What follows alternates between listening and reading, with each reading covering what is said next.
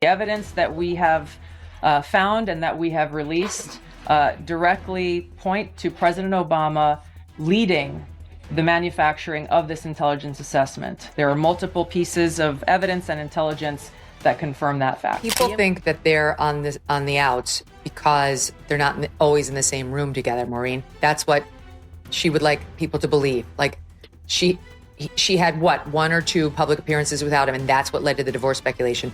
That's not quite it, my dear. It's what are the things? Oh, your words. It's your words that led us to believe you can't stand him. Picture this. Barack Obama believed he was beyond reach, the untouchable figure in politics, relaxed with his lattes and smooth one-liners. But then, out of nowhere, Megynkelly and Tulsi Gabbard appeared like a team that didn't care about protecting political legacies. What followed wasn't just criticism, it was a demolition so fierce that even Obama's teleprompter would have wanted the day off. Stay with us, because this clash makes typical political roast sessions look like child's play. The truth is, if you add it all up, even the year, if the odds were you're going to be married to your partner for 50 years, and 10 of those years could be bad, you'd sign up for it. You'd sign up for it. You'd sign up for it. Right. And that's really how it works out.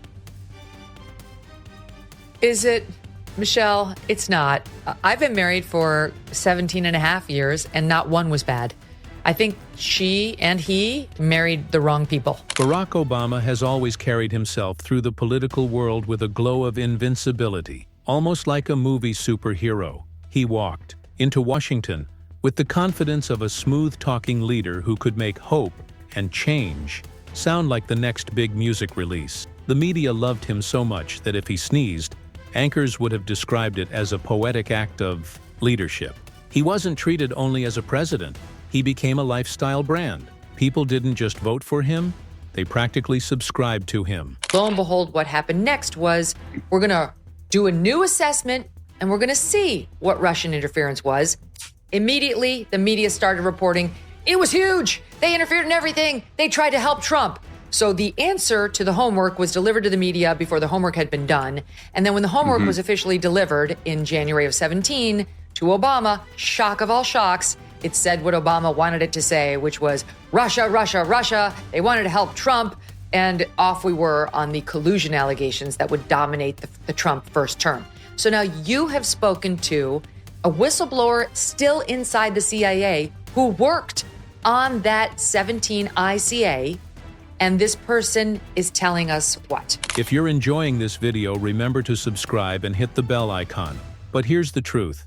Every polished statue eventually meets a hammer. And in Obama's case, 2 hammers arrived, Megynkelly and Tulsi Gabbard. If Obama's carefully built image was the Mona Lisa of politics, Kelly and Gabbard walked in with spray paint and no patience for polite applause. Suddenly, the golden boy of politics looked far less golden and much more like someone carried for years by expensive PR campaigns. Implications of this are far-reaching and have to do with the integrity of our democratic republic. It has to do with an outgoing president taking action to manufacture intelligence to undermine and usurp the will of the American people in that election and launch what would be a years-long coup against the incoming president of the United States. Megynkelly was the first to strike. She's never been known for being soft, unless by soft you mean smiling while tearing down someone's credibility on live TV. She's sharp, precise, and capable of making even the most confident politicians sweat in their suits. Her career has been defined by refusing to bow in front of power. And when it came to questioning Obama's media-built image, she didn't hesitate to drag it straight into the mud. You just listen to the pod. They got to watch it because, first of all, we're taking this thing apart tomorrow on the Mini Nerve.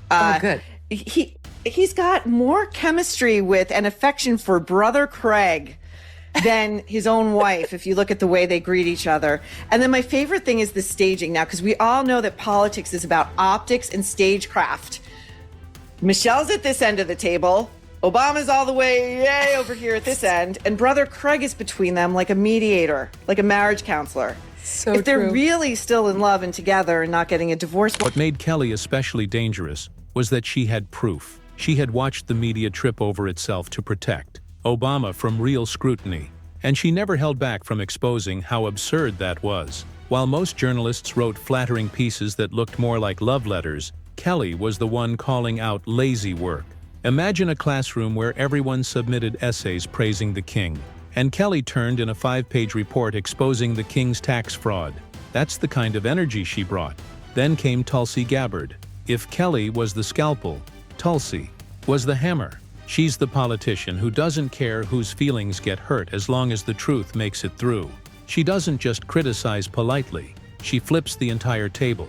Unlike many in Washington, Tulsi didn't just sit in offices making policies. She lived through the outcomes. So when she talks about failed foreign policy or wars dressed up as humanitarian missions, she's not guessing, she's speaking from scars and saying, "I was there. I saw what hope and change really looked like on the ground." More fuel on the fire that there's a potential, maybe a divorce or some sort of rockiness going on in the Obamas' relationship. They both posted these mirrored, very choreographed Valentine's Day messages on X, but he was just seen at an LA,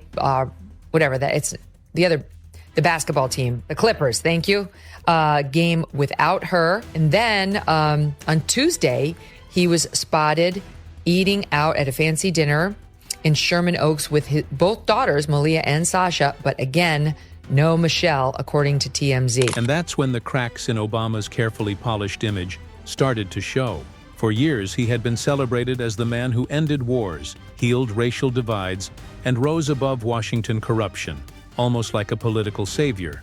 But if you look past the glossy speeches and celebrity glow, his record looked much like any other president who promised greatness but delivered far less. Take foreign policy. Obama campaigned as if he would shut down the war machine, but instead he just upgraded it. Drone strikes increased sharply, civilian deaths became background noise, and interventions were dressed up in fine words about democracy. It was like giving someone an award for a movie they hadn't even filmed, only to spend the next 8 years burning parts of the set.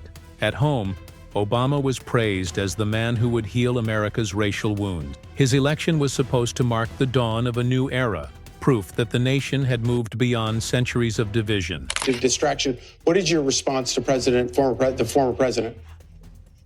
They're doing the exact same thing that people like Senator Warner are doing. He was the head of the Intelligence Committee at the time. They would have to admit and actually address the details of their complicity in this, or their absolute failure in conducting the most basic responsibilities of, again, asking, where is this intelligence coming from? What are the sources? What proof do you have of these of this high confidence assessment? Remember, John Brennan and James Clapper at the time assessed, and James Comey, with high confidence that Russia aspired to help Donald Trump win the election in 2016. But reality told a different story. Beneath the unity speeches, tensions only grew. Police shootings, riots, and cultural clashes didn't disappear. They intensified. It was like painting over a crumbling wall, only to act surprised when the wall fell. And here's where Megynkelly came in strong. She didn't just note the collapse, she exposed how the media cheered the paint job instead of covering the cracks. Obama faced easy questions, glowing magazine spreads, and reporters who acted more like fans than journalists. Kelly's precision exposed that double standard. Because if any other president had expanded surveillance or ordered drone strikes that killed villages, the media would have treated it like a disaster. With Obama, it was treated as routine. Kelly didn't hesitate to call that out. For Tulsi, Obama wasn't the peace president at all. He was the man who swapped one war for another while selling the idea of harmony. She showed how he promoted change while quietly keeping broken systems alive. Obama's still at it. And in this particular soundbite, she's got thoughts on relationships. Listen here. Relationships are long, and there are also ebbs and flows, right?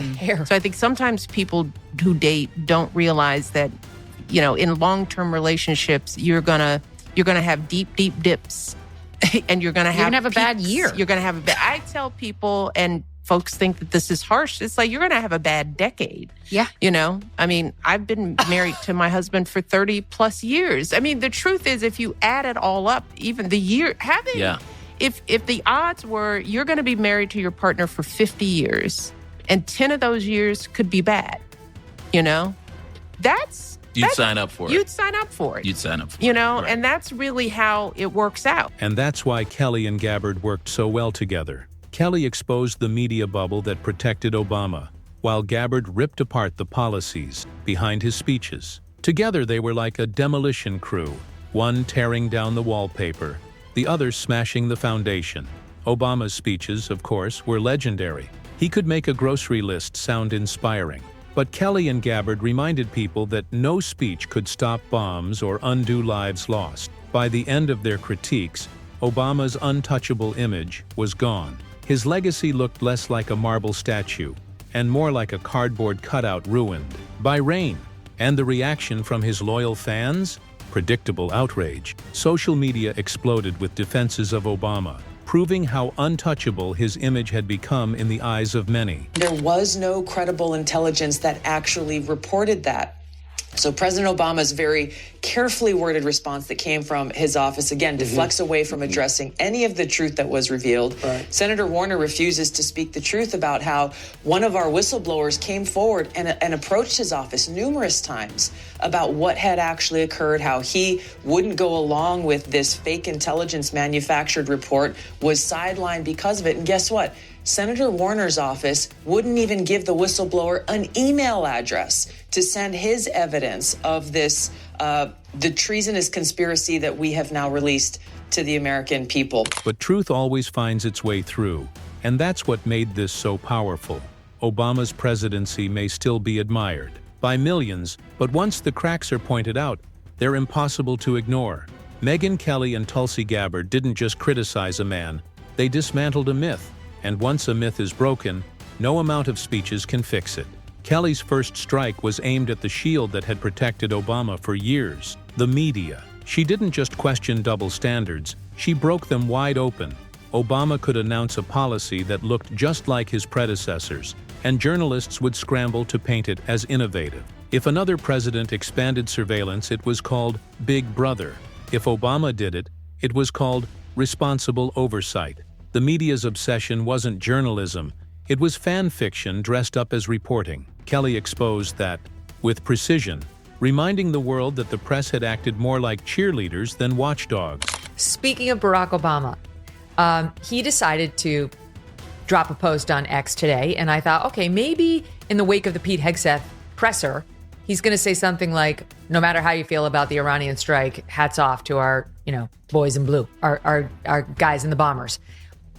He went a different way. This is what it was. I'm curious how you're thinking about this eulogy specifically in the moment and all the tensions that you just brought out. I didn't even want to talk.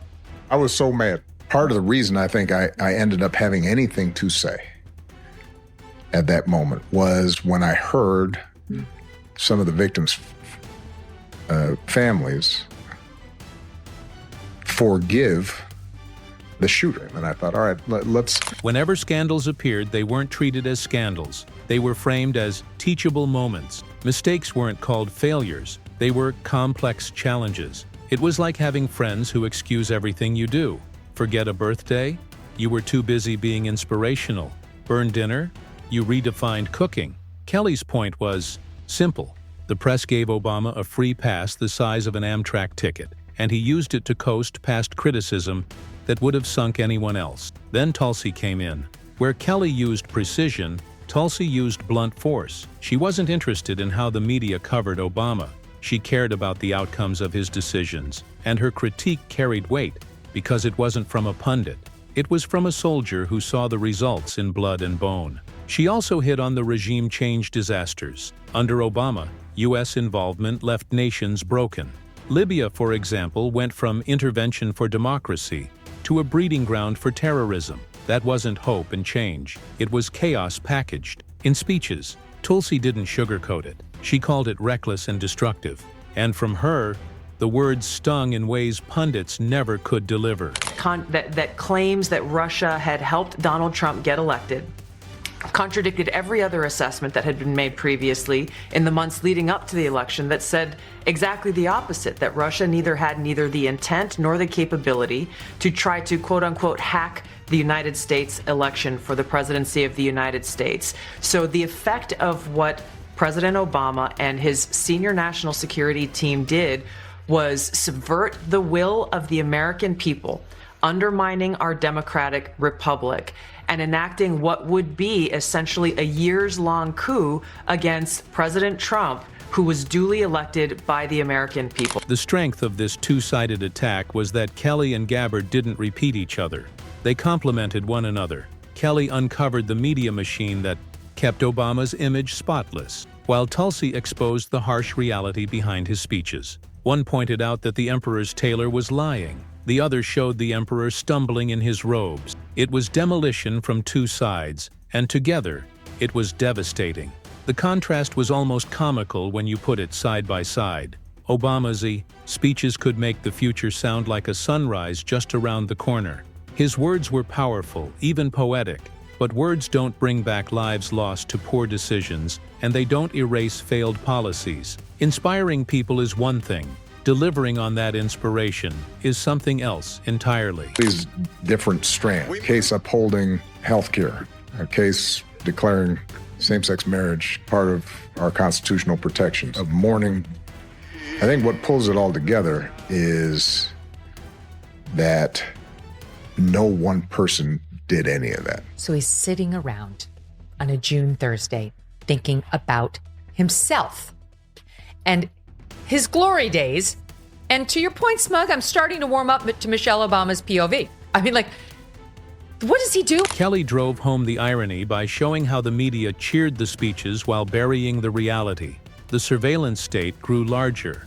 Whistleblowers were chased down. Promises of transparency turned into walls of secrecy. The same reporters who challenged other leaders on small mistakes looked the other way when Obama crossed lines no champion of freedom should cross. Together, Kelly and Gabbard peeled back the shiny surface and revealed a picture that was far less flattering. Through their eyes, Obama's presidency wasn't a perfect masterpiece. It was a mix of genuine accomplishments, overlooked failures, and contradictions too serious to laugh off. Tulsi Gabbard caught President Obama absolutely cold. What they did to this country, starting in 2016, going up to 2020 of the election, they tried to rig the election, and they got caught. And there should be very severe consequences for that. You know, when we caught Hillary Clinton, I said, you know what? Let's not go too far here. It's the ex-wife of a president, and I thought it was sort of terrible. And I let her off the hook, and I'm very happy I did. But after what they did to me, and whether it's right or wrong, it's time to go after people. Obama's